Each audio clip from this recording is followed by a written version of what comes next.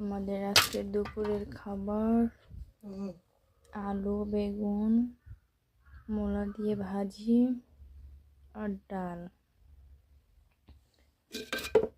ID নষ্ট হওয়ার কারণে ভিডিও দিতে পারি নাই। আর ভাত আপনাদের সবার দাওয়াতটা লুকিয়ে খাবেন, চলে আসেন আমাদের বাড়িতে। আর আপনারা যারা আমাকে ভালোবাসেন অবশ্যই লাইক কমেন্ট শেয়ার করবেন এবং ফলো দিবেন।